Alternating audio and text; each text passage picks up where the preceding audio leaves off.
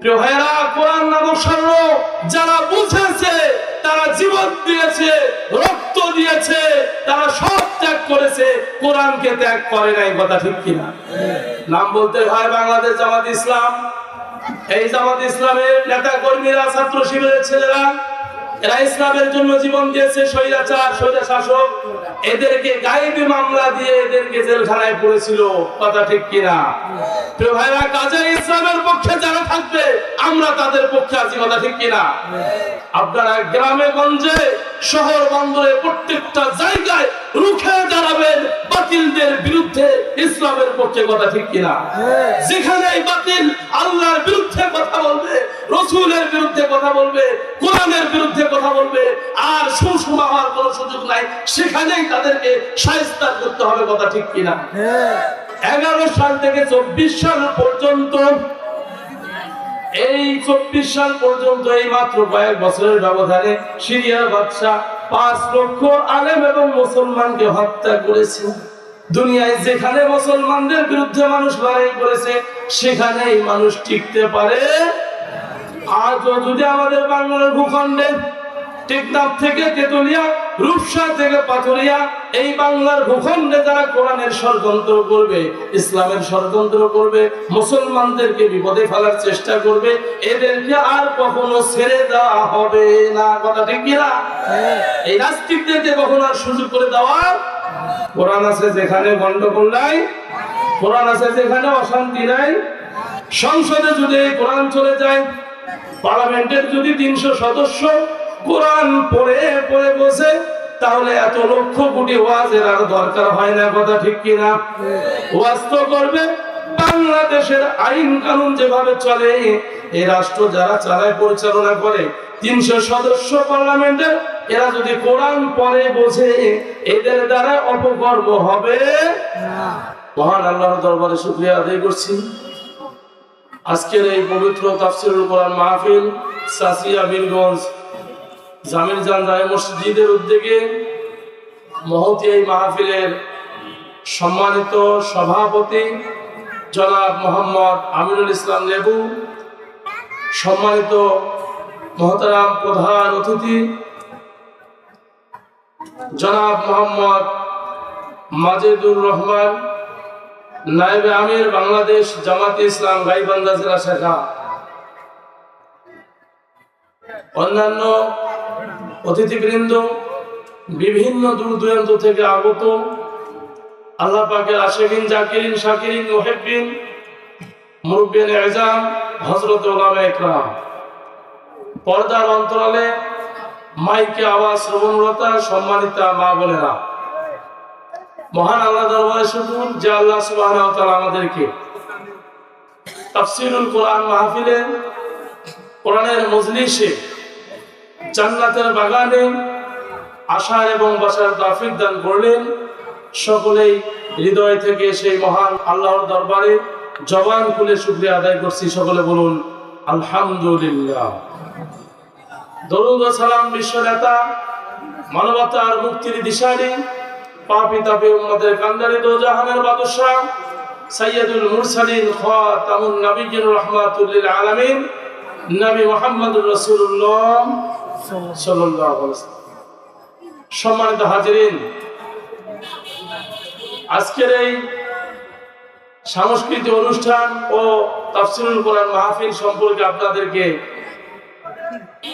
অনেক আগ থেকে অবগত করা হয়েছে, যাতে করে আপনারা এসে কোরআনের কিছু কথা শুনতে পারেন এবং আপনাদের মাঝে ইসলামিক সংস্কৃতির মাধ্যমে আপনাদের আনন্দ দেওয়ার জন্য সাংস্কৃতিক অনুষ্ঠান করেছেন। সম্মানিত হাজিরিন, ইসলামের প্রত্যেকটা কাজেই শিক্ষণীয় এবং আমল করা জরুরি। কথা ঠিক কিনা? এখানে যারা আমরা আছি, বলুন তো আমাদের সৃষ্টিকর্তা কে? আবার জোরে বলুন, আমাদের সৃষ্টিকর্তা কে? আমাদের হায়াতের মালিক কে? মৌতের মালিক কে? যে জমিনে বসে আপনি আমি কথা বলছি এবং শুনছি, এই জমিনের মূল মালিক কে? আপনাদের বিশ্বাস হয়? সম্মানিত হাজিরিন, সৃষ্টি করলেন আল্লাহ, হায়াত দিলেন আল্লাহ, মৌত দিবেন তিনি, তার কাছে যেতে হবে। তাহলে এই দুনিয়ায় আল্লাহর হুকুম ছাড়া আর কারো আইন মানা যাবে না, মানতে হবে কার? প্রিয় ভাইরা, আল্লাহর জমিনে আল্লাহর আইন ছাড়া কোন নাস্তিকের আইন মানা যাবে না। কথা ঠিক কিনা? এই বাংলার ভূখণ্ডে টেকনাফ থেকে তেতুলিয়া, রূপসা থেকে পাথুরিয়া পর্যন্ত বাংলার ভূখণ্ডে কোন নাস্তিকের হুকুম আর কখনো মানা যাবে না। কথা ঠিক কিনা? কিছু মানুষ মনে করে আল্লাহর আইন আমরা কেন মানব, কি দরকার আমাদের আল্লাহর আইন মানা? আমরা নামাজ পড়লে কি আর না পড়লে কি, আমরা হালাল খাইলে কি আর না খাইলে কি, এরকম চিন্তা আছে না? কোরআন শুনলে কি আর না শুনলে কি, মাহফিলে গেলে কি আর না গেলে কি? প্রিয় ভাইরা, যাদের এই মন মানসিকতা আছে, আল্লাহ সুবহানাহু ওয়া তাআলা জানাইলেন 27 নম্বর পড়ায় 2 নম্বর পৃষ্ঠা 56 নম্বর আয়াত সূরাতুল জারিয়াত। আল্লাহ বলেন, ওয়া মা খালাকাতুল জিন্না ওয়াল ইনসা ইল্লা লিয়াবুদুন। আল্লাহ বললেন, আমি দুইটা জাতিকে সৃষ্টি করলাম, এই দুইটা জাতি তারা আমার আনুগত্য করবে, আমার ইবাদত করবে, আমার দাসত্ব করবে, আমার গোলামি করবে। ওমা খালাকতুল জিন্না ওয়াল ইনসা ইল্লা লিয়াবুদুন। প্রথম জাতি হলো জিন, দ্বিতীয় জাতি হলো মানুষ। এবার বলুন তো, আমরা যে এখানে কথা বলতেছি, এখানে সব মানুষ না জিন? মানুষ। আপনারা জিন না মানুষ? আপনারা যদি মানুষ হয়ে থাকেন, কান খুলে শুনুন। আপনাদের জন্য আল্লাহ কি বলেছেন, কিভাবে আপনি আমি আমল করব। আল্লাহ সুবহানাহু ওয়া তাআলা সূরা বাকারায় 1 নম্বর পারা 4 নম্বর পৃষ্ঠা 28 নম্বর আয়াতে আল্লাহ বলেন, কাইফা তাকফুরুনা বিল্লাহি ওয়া কুনতুম আমওয়াতা ফাহইয়াকুম সুম্মা ইউমীতুকুম সুম্মা ইউহয়িকুম সুম্মা ইলাইহি তুরজাউন।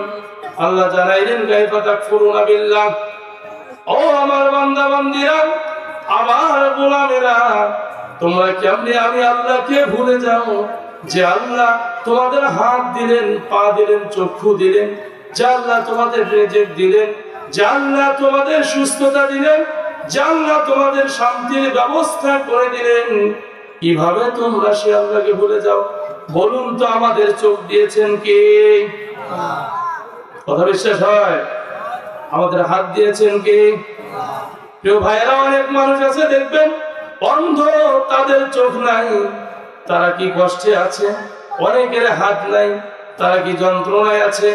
অনেকের পা নাই, তারা কত কষ্টে চলছে, তবু আল্লাহর হুকুমের বাহিরে তারা নাই। আর আপনি আমার সবই ঠিক আছে, তারপরও আল্লাহর হুকুম আমরা মানছি না। আল্লাহ বলেন, কিভাবে তোমরা কাইফা তাকফুরুনা বিল্লাহ, আমাকে অস্বীকার করো, আমি আল্লাহ তো তোমাদের সব ঠিক দিয়েছি। অকুনতুম আমওয়াতা, অথচ তোমরা ছিলে মৃত। আমরা কি ছিলাম?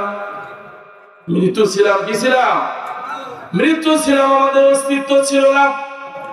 আল্লাহ সুবহানাহু ওয়া তাআলা সর্বপ্রথম আমাদের আদি পিতা নবী আদম আলাইহিস সালামকে বানাইলেন।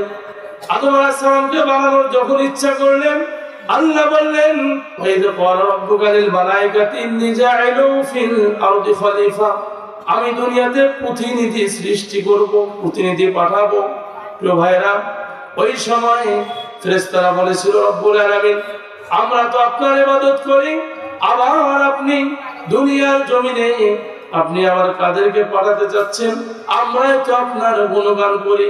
আল্লাহ বললেন, ইন্নী আ'লামু মা লা তা'লামুন, আমি যা জানি তোমরা তা জানো না।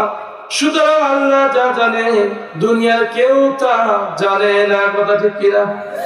একই সঙ্গে ঘুরে বেড়াবেন, চলাচল করবেন, আপনার সাথে ব্যক্তিরা জানবে না আপনার মনের মধ্যে কি আছে। আপনি বাসায় যাবেন, ঘুমাবেন স্ত্রীর সঙ্গে, যদি একই বিছানায় একই সাথে থাকেন, তবুও জানবে না যে আপনার মনের ভিতরে কি আছে। কাজেই প্রিয় ভাইরা, আপনার আমার হৃদয়ের কথা জানেন কে? আল্লাহ সুবহানাহু ওয়া তাআলা জানালেন দুনিয়ার মানুষ তোমাদেরকে যে আমল করতে হবে, বলুন তো আল্লাহকে মানতে হবে আল্লাহর বিধান অনুযায়ী। আর বিধান অনুযায়ী আল্লাহ বললেন দুনিয়ার মানুষ দুনিয়ায় পাঠাইলাম তোমাদের আমল করার জন্য। আর এই আমলের প্রথম সূত্র হলো ওয়াতাসিমু বিহাবলিল্লাহি জামিআ। আমার কালামুল্লাহ শরীফ কোরআনুল কারীম তোমরা দলবদ্ধভাবে আঁকড়ে ধরো।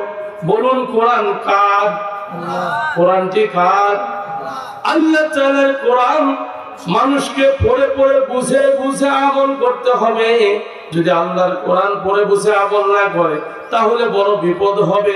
আল্লাহর কোরআন বলেছেন ইন্নামা হারামা আলাইকুমুল মাইতাতা ওয়াদ দামা ওয়া লাহমাল খিনজির ওয়া মা উহিল্লা বিহি লিগাইরিল্লাহ। আল্লাহ বললেন ইন্নামা হারামা আলাইকুমুল মাইতাতা, তোমাদের জন্য হারাম করে দিলাম মৃত প্রাণীর গোশত। মৃত প্রাণীর গরু ছাগল হাঁস মুরগি মরে গেলে খাওয়া যাবে না। ওয়া লাহমাল খিনজির সুগরও খাওয়া যাবে না। প্রিয় ভাইরা বলুন এবার আল্লাহ সুবহানাহু ওয়া তাআলা আপনাকে আমাকে দুনিয়ার মানুষকে মুসলমানদেরকে যে বললেন তোমরা মৃত্যু প্রাণীর গোশত খাবে না। যদি এই অঞ্চলে একটা গরু মরে যায় রাস্তায় যদি ফেলে দেয় কেউ কি খাবেন? আপনারা খাবেন? সেটা যদি গোশত কেউ বিক্রি করে দোষ হবে কি হবে না? এবার আসুন, মৃত্যু প্রাণীর গোশত খাওয়া হারাম, এর থেকে অধিক গুনাহ হারাম হলো সুদ খাওয়া। কি খাওয়া? যদি কোনো মানুষ শুকর খায় আপনারা কি রাখবেন তাকে এলাকায়? তার বিচার করবেন কি করবেন না? প্রিয় ভাইরা, যারা সুদ খাবে এই সুদখোরগুলো এরা এলাকায় থাকতে পারবে না, এদেরও বিচার করতে হবে। কথা ঠিক কিনা? কথা কি বুঝতেছেন? যদি মরা গরু না খান শুকর না খান তবে সুদখোরগুলোর সঙ্গে সম্পর্ক রাখা যাবে না। কথা তো আরো আছে ওমা উহিল্লা বিহি লিগাইরিল্লাহ, আল্লাহর নাম ব্যতীত যত গায়রুল্লাহর নামে প্রাণীগুলো জবাই করা হয় এগুলোর গোশত খাওয়া যাবে না। এবার আল্লাহর নাম ব্যতীত যত মাজারে গরু হয়, পীর সাহেবের নামে কিন্তু গরুটা জবাই করা হয় হুজুরের সন্তুষ্টির জন্য, আল্লাহর সন্তুষ্টির জন্য না, সেটা খাওয়া যাবে না। মূল কথা হলো আল্লাহ জানাইলেন পৃথিবীর মানুষরা আমি আল্লাহ তোমাদের সৃষ্টি করলাম, তোমাদেরকে বিধান দিলাম, তোমরা যদি আমার বিধান মানো তবে নাজাত পাবে। এবার বলুন তো এই জায়গার মধ্যে যারা আমরা আছি আজকের এই তাফসীর কোরআন মাহফিলের পরিবেশে এখানে কি কোনো গন্ডগোল হচ্ছে? গন্ডগোল হচ্ছে? কেউ কি গন্ডগোল করার নিয়ত আছে? কোরআন যেখানে তেলাওয়াত করা হয়, কোরআনের আইন যেখানে মানা হয় সেখানে কোন রকম গন্ডগোল থাকে না। তাহলে এই কোরআন যদি একজন মেম্বার কোরআন মানিয়ে যদি তিনি কোরআনের আলোচনা করে মেম্বারের ইউনিয়ন মেম্বারের অফিসের মধ্যে কোন রকম সমস্যা হবে? কোন চেয়ারম্যান যদি আল্লাহর আইন মানিয়ে ওই চেয়ারম্যান তার চেয়ারম্যানি জায়গাটা ঠিক রেখে সেখানে মানুষের হকের আয়াতগুলো পড়ে পড়ে পড়ে পড়ে যদি আমল করে তাহলে কি গম চুরি হবে? গন্ডগোল হবে? তা ভালোভাবে বুঝতেছেন তো? কোরআন আছে যেখানে গন্ডগোল নাই, কোরআন আছে যেখানে অশান্তি নাই। এই কোরআন আল্লাহ জানিয়ে দিলেন এর বিধান শুধু আপনার নিজের ভিতরে থাকবে না, নিজের পরিবারে থাকবে, এরপরে নিজের এলাকায় থাকবে, নিজের ইউনিয়নে থাকবে, এরপরে পর্যায়ক্রমে ধীরে ধীরে সংসদের ভিতরে এই কোরআন থাকবে। কথা ঠিক কিনা? সংসদে যদি এই কোরআন চলে যায়, পার্লামেন্টের যদি 300 সদস্য কোরআন পড়ে পড়ে বসে তাহলে এত লক্ষ কোটি ওয়াজের আর দরকার হয় না। কথা ঠিক কিনা? ওয়াজ তো করবে বাংলাদেশের আইন কানুন যেভাবে চলে এই রাষ্ট্র যারা চালায় পরিচালনা করে 300 সদস্য পার্লামেন্টের, এরা যদি কোরআন পড়ে বোঝে এদের দ্বারা অপকর্ম হবে না। প্রিয় ভাইরা, এখানে মাহফিলে যে কয়েকজন আছি যেহেতু গন্ডগোল হচ্ছে না সেহেতু 300 জন যদি কোরআন পড়ে বোঝে আমল করে বাংলার ভূখণ্ডে কোন রকম গন্ডগোল হবে না। এবার আসুন, আবু জেহেল যখন কোরআনুল কারীম রাসূল সাল্লাল্লাহু আলাইহি সাল্লাম পড়লেন, এটি হলো 24 নম্বর পারা 18 নম্বর পৃষ্ঠা সূরা হামিম সিজদা 26 নম্বর আয়াতে আল্লাহ বলেন وقال الذين كفروا لا تسمعوا لهذا القرآن والغوا فيه لعلكم تغلبون আল্লাহ বললেন নবীজি যখন আপনি কোরআন পড়েন তখন আবু জেহেল অর্থাৎ রাষ্ট্রে যারা আছে যাদেরকে কোরআন ভালো লাগে না, ইসলাম ভালো লাগে না, যাদেরকে জেনা ভালো লাগে, মদ ভালো লাগে, নারী ভালো লাগে, মানুষের হক মারি খাইতে ভালো লাগে, যাদেরকে মানুষের হক নষ্ট করে নিজের শরীরের গোশত মোটা করতে মজা লাগে, এই লোকগুলো কোরআন ভালোবাসে না। এরা করলো কি? অকালাল্লাযীনা কাফারু, এই সমস্ত অস্বীকারী কাফেররা ষড়যন্ত্র করলো আর বলল লা তাসমাউ লিহাদাল কুরআন, এই কোরআন তোমরা শ্রবণ করিও না, ওয়ালগাউ ফীহি লাআল্লাকুম তাগলিবুন। যখন এই কোরআন পড়া হয় তখন গন্ডগোল সৃষ্টি করো, হট্টগোল সৃষ্টি করো, যাতে করে আল্লাহর বিধান এই কোরআন মানুষ না বোঝে। যদি মানুষ কোরআন বোঝে তাহলে কোরআনের আরেকটি নাম হলো আল ফুরকান, সত্য মিথ্যা পার্থক্য করে দিবে, অন্যায়কারীরা পালাইতে দিশ পাবে না। কথা ঠিক কিনা? প্রিয় ভাইরা আমার, যখন এই আয়াত নাযিল হয়ে গেল ওই সময় রাসূলকে যখন জানানো হলো, আবু জেহেল তখন বন্ধ করে দিল কোরআনের আইন। বলুন তো এবার বাংলার ভূখণ্ডে এই কোরআনের বিরোধিতা যারা করেছে, যারা আলেমদেরকে ধরে ধরে জেলখানায় ভরেছে, যারা আলেমদেরকে হত্যা করেছে, ইসলামের পক্ষে যারা দিনের পর দিন রাতের পর রাত সময় ব্যয় করেছে, তাদের বিরুদ্ধে যারা ষড়যন্ত্র করেছে, অনুরূপভাবে আবু জেহেলের মতো তারা ধ্বংস হয়েছে কি হয় না? তো ভাইরা, সিরিয়ার বিষয়টা আপনারা জানেন, মুসলমানদের বিজয় হয়েছে। এর মূল কারণ কি? 11 সাল থেকে 24 সাল পর্যন্ত, এই 24 সাল পর্যন্ত এই মাত্র কয়েক বছরের ব্যবধানে সিরিয়ার বাদশা 5 লক্ষ আলেম এবং মুসলমানকে হত্যা করেছে। দুনিয়ায় যেখানে মুসলমানদের বিরুদ্ধে মানুষ লড়াই করেছে সেখানেই মানুষ টিকতে পারে। আজও যদি আমাদের বাংলার ভূখণ্ডে টেকনাফ থেকে তেতুলিয়া, রূপসা থেকে পাথুরিয়া, এই বাংলার ভূখণ্ডে যারা কোরআনের ষড়যন্ত্র করবে, ইসলামের ষড়যন্ত্র করবে, মুসলমানদেরকে বিপদে ফেলার চেষ্টা করবে, এদেরকে আর কখনো ছেড়ে দেওয়া হবে না। কথা ঠিক কিনা? এই নাস্তিকদেরকে কখনো আর সুযোগ করে দেওয়া, এবার দলাদলির সুযোগ নাই, এক হতে হবে। ওয়াতাসিমু বিহাবলিল্লাহি জামিআ, সূরা আলে ইমরান 4 নম্বর 2 নম্বর পৃষ্ঠা 102 নম্বর আয়াতে আল্লাহ বললেন, ও দুনিয়ার মানুষ, তোমরা এক হয়ে যাও, আল্লাহর কোরআন পড়ে দলবদ্ধ হয়ে যাও, বিচ্ছিন্ন হয়ো না। কাজেই দলবদ্ধ হতে হবে। নামধারী মুসলমান আর কামধারী মুসলমান, এবার এইটার প্রমাণ হবে। কথা ঠিক কিনা? আমরা আর নাস্তিকদের, আমরা আর স্বৈরাচারদের, আমরা আর আল্লাহ দ্রোহী কোন ব্যক্তির শাসন ক্ষমতা দেখতে চাই না। কথা ঠিক কিনা? আমরা দেখতে চাই বাংলার ভূখণ্ডে ইসলামী শাসন। কথা ঠিক কিনা? আপনারা গ্রামে গঞ্জে শহর বন্দরে প্রত্যেকটা জায়গায় রুখে দাঁড়াবেন বাতিলদের বিরুদ্ধে, ইসলামের পক্ষে। কথা ঠিক কিনা? যেখানে বাতিল আল্লাহর বিরুদ্ধে কথা বলবে, রাসূলের বিরুদ্ধে কথা বলবে, কোরআনের বিরুদ্ধে কথা বলবে, আর সুষমা হওয়ার কোনো সুযোগ নাই, সেখানেই তাদেরকে শায়েস্তা করতে হবে। কথা ঠিক কিনা? তো ভাইরা, আল্লাহ পাক আমাদের সকলকেই তার হুকুম পালন করার তৌফিক দান করুন। দুনিয়াতে কোনো পীরের পাশে ছুটবেন না, ছুটবেন কোরআনের পাশে। কোথায়?